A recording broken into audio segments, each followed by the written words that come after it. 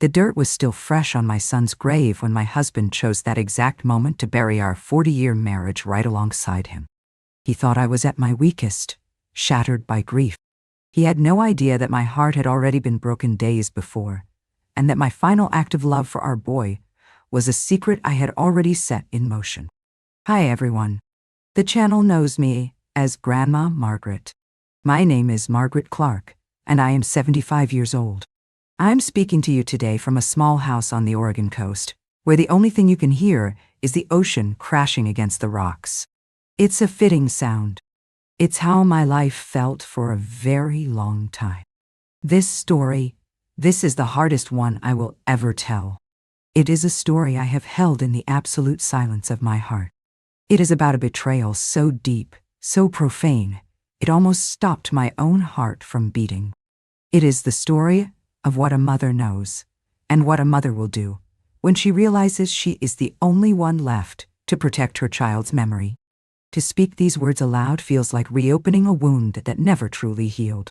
So, before I begin, I would ask for your support. Please, like this video and subscribe to our channel. For an old woman standing on the edge of her darkest memory, your kindness feels like a steadying hand on my shoulder. It gives me the strength to go on. Thank you. Thank you for being here with me. To understand how my world ended at my son's graveside, you have to understand the world that came before it.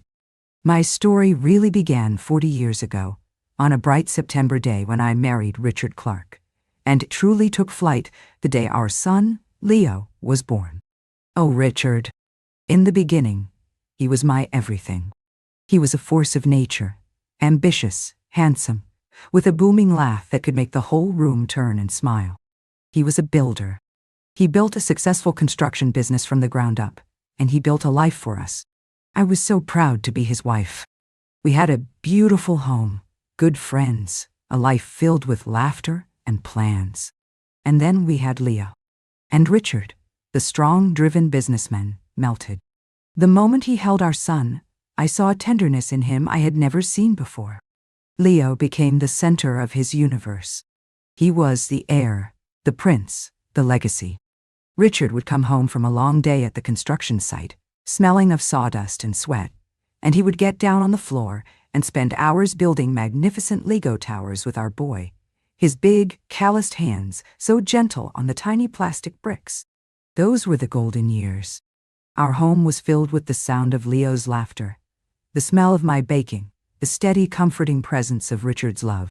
We were a team, a fortress. We were the Clarks, and our life was perfect. The first cracks in our fortress appeared so slowly, I almost didn't notice them. They started when Leo began to show us who he truly was. We had a builder for a father, and we had an artist for a son. Leo wasn't interested in blueprints or balance sheets. He was interested in color, in light, in the shape of the clouds. From the time he was a little boy, he was always drawing, painting, creating. His school notebooks were filled with incredible sketches in the margins. His bedroom walls were his canvas. I thought it was beautiful. I saw his unique soul expressing itself, and it filled my heart with a fierce, protective pride. Richard, however, he saw it as a phase. "Hobby, that's nice, son," he'd say, glancing at a beautiful charcoal drawing Leo had spent a week on. "But you need to put that same energy into your math homework. That's what builds a future."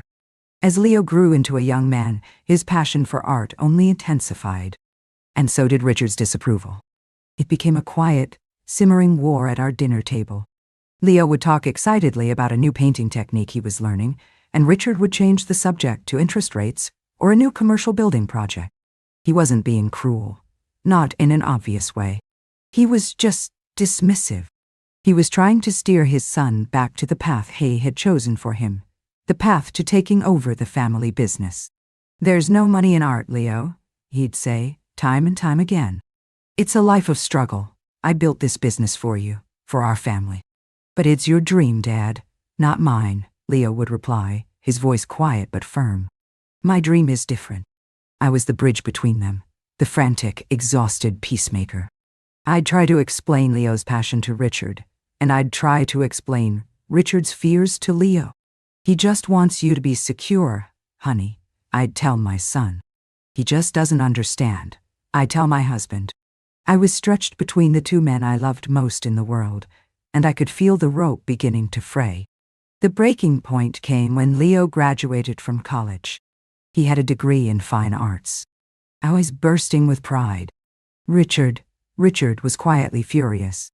He had paid for a business degree, he felt, and Leo had delivered a portfolio of paintings. That summer, Leo announced he was moving to the city to share a small studio with some other artists. He was going to try to make a life for himself. He was so full of hope, so brave. I helped him pack his boxes, my heart a painful mix of pride and fear. Richard refused to even come say goodbye. He stayed at the office, even though it was a Saturday. "He's throwing his life away, Margaret," he said to me on the phone, his voice cold and hard. I'm not going to stand there and applaud it. That was the day my husband began to build a wall between himself and our son. And though I didn't know it at the time, he was putting the first bricks in a wall between himself and me too. Because in Richard's mind, I had failed. I had failed to raise a son who would follow in his footsteps. I had chosen to support my son's dream, which in his eyes meant I had chosen my son over him. The years that followed were cold. Richard poured all his energy into his business, working later and later. The laughter left our house. Our conversations became logistical, about bills and schedules. The love was still there, I thought, buried under years of disappointment and resentment. I prayed that one day, Leo would find success, and that success would finally earn him his father's respect and bring Richard back to me. But that's not what happened. Instead, when Leo was 32 years old, he got sick. It started with a cough that wouldn't go away, with a weariness that his youth couldn't fight. At first they thought it was pneumonia, but it wasn't. It was something much worse. A rare, aggressive lung disease that had no cure. The diagnosis was a death sentence. And it was the moment that the deep, hairline cracks in my family shattered into a million irreparable pieces. A terminal diagnosis does a strange thing to a family. It's like a powerful storm that either forces you to huddle together, holding on for dear life, or it rips you apart completely. For the Clarks, it was the latter. The fortress my husband had built, the one he was so proud of, crumbled to dust, and all that was left was the cold, bitter wind of what we had become. I, of course, went into action. I became a warrior. My son was dying, and I would spend every remaining second of his life, and ounce of my strength, fighting for his comfort, for his peace. I moved into his small city apartment, sleeping on a cot beside his bed. I learned to manage his medications, to operate his oxygen machine. I spent my days reading medical journals, my nights holding a basin for him when the coughing fits became too violent. I watched, helpless, as my beautiful, vibrant boy, a man who once saw the world in brilliant color, slowly faded to gray. His artist friends were wonderful. They would come and go, bringing food, reading to him, or just sitting in silence with him. They were his real family, his chosen family. They saw him for who he was, a brilliant, gentle soul. Richard, my husband, reacted in a way I will never, ever be able to comprehend. He went into a state of profound, absolute denial. He refused to accept the reality of the diagnosis. "It's a mistake," he'd say, his voice sharp and angry, whenever I would call him with an update. "Doctors are wrong all the time. He just needs to get out of that drafty, paint fume-filled apartment and get some fresh air. He needs to eat a good steak. He's not dying, Margaret. He's just being dramatic." He visited only once. Once. In the 6 months it took for my son to waste away. He walked into the sick room, his face a mask of discomfort and disgust. He saw his son, pale and gaunt, tethered to an oxygen tank, and he couldn't handle it. His son, his heir, was supposed to be strong, a builder, a force of nature like him. This frail, dying artist was a stranger to him, a testament to a dream he had rejected. He couldn't see the sun. He could only see the failure. The visit lasted 10 minutes. He stood awkwardly by the door, talked about a new construction project he had landed, and then looked at his watch. "Well, I've got to run," he said, as if he were leaving a business meeting. He didn't hug Leo. He didn't touch him. He just nodded and left. After the door closed, Leo looked at me, and I saw a look in his eyes that was more painful than any physical symptom of his disease. It was the look of a little boy who had waited his entire life for his father's approval and knew, in that final moment, that it would never come. He had been rejected, one last, final time. That was the day the love I had for my husband began to curdle into something else. Something cold and hard and full of a quiet, simmering rage. What kind of man, what kind of father, could turn his back on his own dying child? But there was another question that began to haunt my sleepless nights, a question that was even more terrifying. Where did this disease come from? The doctors were baffled. It was a type of pulmonary fibrosis usually seen in elderly men who had worked for decades in industrial environments. Miners, welders, sandblasters. It made no sense for a healthy 32-year-old artist. Was he ever exposed to high levels of asbestos? Silica dust? Industrial chemicals? The doctors would ask. No, never, I'd tell them. He's an artist. He works with charcoal and oil paints. The question gnawed at me. I would lie awake on my cot, listening to the rhythmic hiss and pump of the oxygen machine, and I would rack my brain. Exposure. Exposure. Where? When? Exactly. And then, one night, a memory surfaced. A memory from long ago, so buried in the past I had almost forgotten it. It was the summer Leo turned 16. He was still trying so hard to please his father back then. Richard's company had just landed a big demolition and renovation contract for an old downtown office building, a huge, concrete monstrosity built in the 1950s. Richard, in an attempt to make a man out of Leo, had insisted that Leo work on the demolition crew that summer. It'll put some hair on his chest, he had boomed, slapping a proud hand on Leo's back. He needs to see what real work looks like. Leo had hated it. He'd come home every day, exhausted and covered in a fine gray dust that seemed to cling to everything. He coughed all the time that summer. I remember complaining to Richard about it. Richard, this dust can't be good for him. He's coughing constantly. And they don't have proper masks, he said. Just those flimsy paper ones. Richard had waved away my concerns with his usual dismissiveness. For God's sake, Margaret, it's just dust. A little dirt never hurt anyone. You coddle him too much. He needs to toughen up if he's ever going to take over this business. Just dust. The memory hit me with the force of a physical blow. I sat bolt upright on my cot, my heart pounding with a new and terrible rhythm.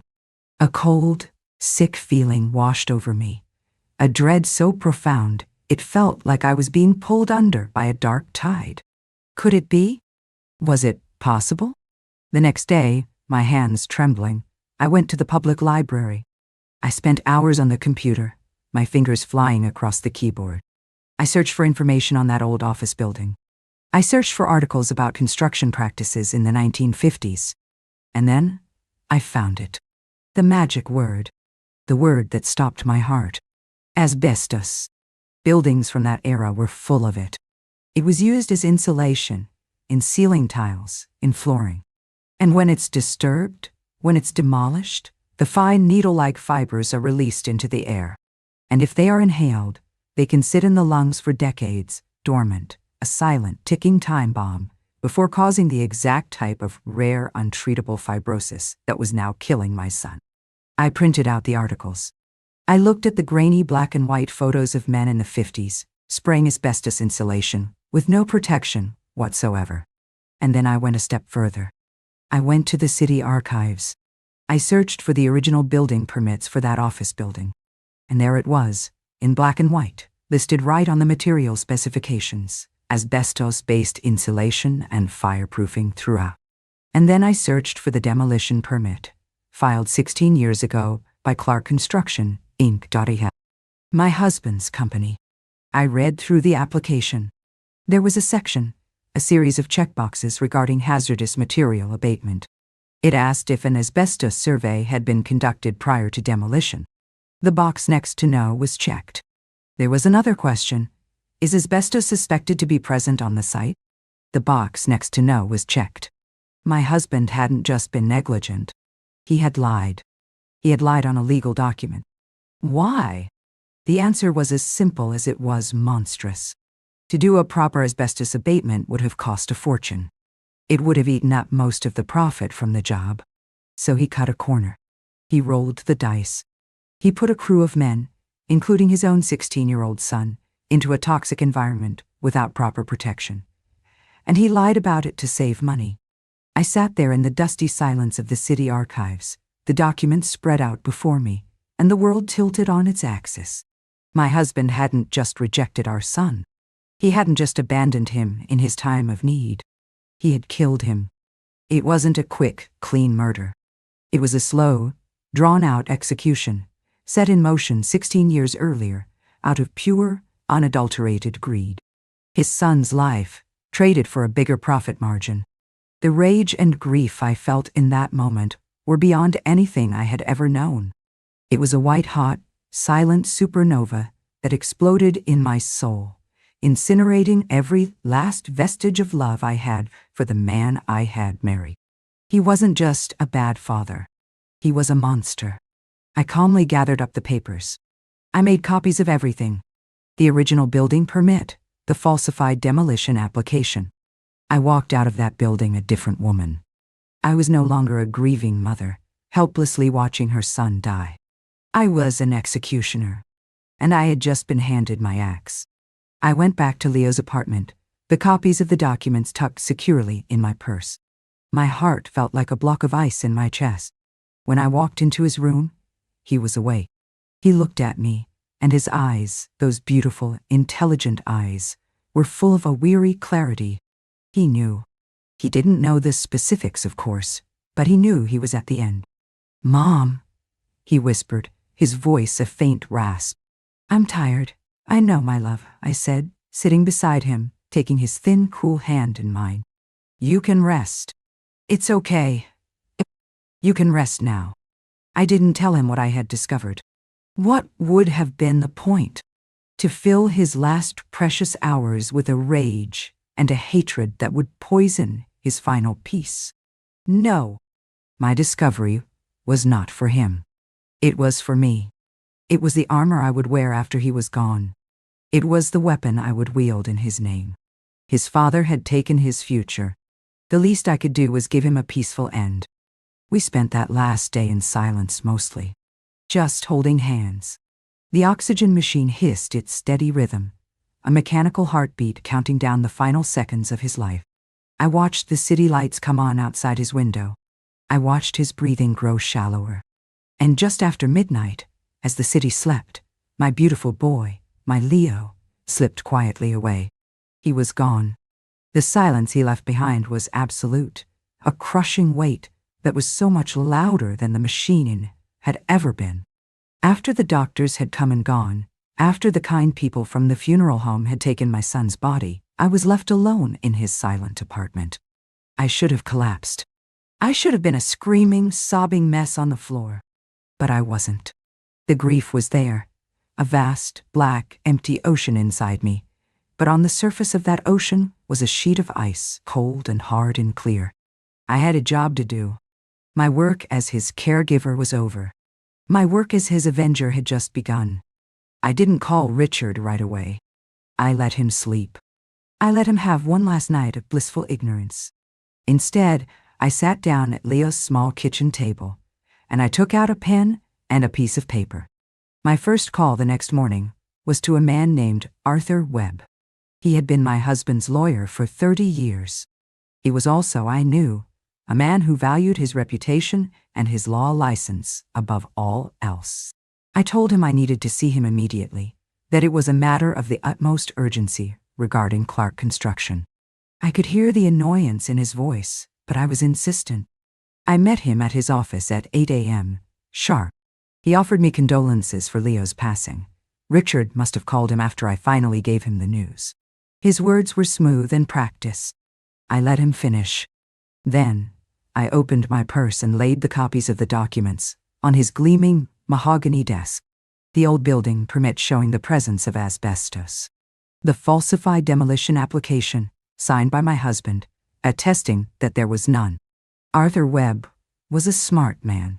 It took him less than 30 seconds to understand the implications. I watched the color drain from his face. His professional composure evaporated, replaced by the raw, naked fear of a man staring at a corporate manslaughter charge, at lawsuits that would bankrupt the company, and at his own potential disbarment for whatever role he might have played in covering it up over the years. "What is this, Margaret?" he stammered, his hand hovering over the papers as if they were radioactive. "That," I said, my voice as cold and hard as the ice in my heart, "is the reason my son is dead. That is premeditated, reckless endangerment. It is fraud, and it is a ticking time bomb under the company your client loves more than his own child." He stared at me, his eyes wide. "What do you want?" "I want two things," I said, leaning forward. "First, you are going to draft a document, a transfer of ownership. Richard is going to sign over his entire 51% controlling interest in Clark Construction to me, all of it, effective immediately. He will retain his salary and a nominal title, but he will have no assets, no voting rights, no control. The company will be mine." Arthur sputtered. "He'll never agree to that. It's his life's work. It's blackmail." "Yes," I said calmly. "It is. And he will agree. Because the alternative is that I walk out of this office and I take these papers to the district attorney, to the families of every other man who worked on that demolition crew and may have a death sentence ticking inside their own lungs, and to the front page of the city newspaper. You will explain to him, in no uncertain terms, that this is not a negotiation. It is a choice between losing his company and losing his entire world." I let that sink in. I could see the frantic calculations in his eyes. "And the second thing?" he finally whispered. "The second thing is your silence," I said. "You will never speak of this to anyone. You will execute this transfer of ownership legally and quietly. You will tell Richard that it is the only possible way to contain this, to prevent me from going public. You will frame it as your own brilliant legal advice. Is that understood?" He just nodded, his face pale and slick with sweat. He knew I had him. He knew I had Richard. "Good," I said, standing up. "You have until 5 o'clock this afternoon to have my husband sign those papers. You can tell him I will be waiting for your confirmation call. And Arthur," I added, pausing at the door, "offer my husband your deepest condolences for the loss of his son." I walked out of that office, and I didn't look back. The grief was still there, a constant ache in my chest, but I also felt something else, a sense of power. For 40 years, I had been the supportive wife, the quiet partner, the peacemaker. That woman was gone, buried with my son. In her place was a woman who had finally learned the language her husband understood, the cold, hard language of leverage and consequences. The call came at 4:45 p.m. It was Arthur. His voice was strained. "It's done, Margaret," he said. "The papers are signed. The company is yours." I just said, "Thank you, Arthur," and I hung up the phone. I had done it. I had taken his life's work, the thing he had sacrificed his own son for, and I had made it mine. It was a hollow victory. It wouldn't bring Leo back, but it was a start. It was justice, of a kind. The kind you have to take for yourself when the world refuses to give it to you. And my husband had no idea. He thought he was just signing a legal document to appease his grieving, hysterical wife. He had no idea he had just handed the keys to his kingdom over to his executioner. He was about to attend his son's funeral as a guest in his own life. The day of the funeral was cold and brilliantly, cruelly sunny. The kind of day that feels like a mockery when your world is cloaked in shades of gray. I stood by the graveside, a black-clad statue, and I felt nothing. The grief was a vast, quiet space inside me, but the ice on its surface was thick and strong. I was there to perform a role, the grieving mother, the heartbroken widow. No one could see the vengeful queen standing beneath the veil. Richard stood beside me. He even had the audacity to put his arm around my shoulder, a public performance of shared sorrow. I could feel the weight of his hand, and it felt like a brand. He made a show of his grief, his face a mask of tragedy, accepting condolences from our old friends with a somber nod. He was acting the part of the bereaved father, the man whose legacy had been stolen by a cruel fate. He had no idea his legacy was already gone, signed away with the flick of his own pen. I listened to the priest say his meaningless words about ashes and dust. I watched as they lowered the casket into the cold, dark earth. My son, my beautiful, gentle boy. And I felt a flicker of something, a crack in the ice, a wave of pure, agonizing pain, so intense it almost brought me to my knees. Leo, toe. But I held myself upright. I would not fall. Not here. Not yet. After the service, as people began to drift away, Richard turned to me. The performance was over. His face, which had been a mask of public grief, now hardened into the cold, dismissive expression I knew so well. "Margaret," he said, his voice low and devoid of any warmth. "We need to talk." "Oh," I said, my own voice a flat, emotionless echo. "What about Richard?" "About us," he said, not even having the decency to look at the fresh grave of his son, just a few feet away. This whole thing with Leah, it's been a tragedy. A terrible strain. But it's over now. And I think it's time we were honest with each other. This marriage hasn't been working for a long time. It's been dead for years. And now, any day now." I just stared at him. He was breaking up with me. He was divorcing me at our son's funeral. The cruelty, the sheer, staggering narcissism of it, was almost breathtaking. He saw this moment not as an ending we should face together, but as an opportunity, a clean break. With Leo gone, he was finally free of the son who had disappointed him, and now he was freeing himself of the wife who had sided with that son. "I'm moving out," he continued, oblivious to the dead silence in my soul. "I'm selling the house. I'll have Arthur draw up the papers. I'll give you your half, of course. You'll be comfortable. But I'm done, Margaret. I want a new life. A fresh start." He thought he was delivering the final blow. He thought he was leaving me shattered, alone, with nothing. He was firing his grieving, widowed employee. The look on his face was one of finality, of a decision made. He was a builder, and he was demolishing the final remnant of his old life. And that's when the ice inside me didn't just crack.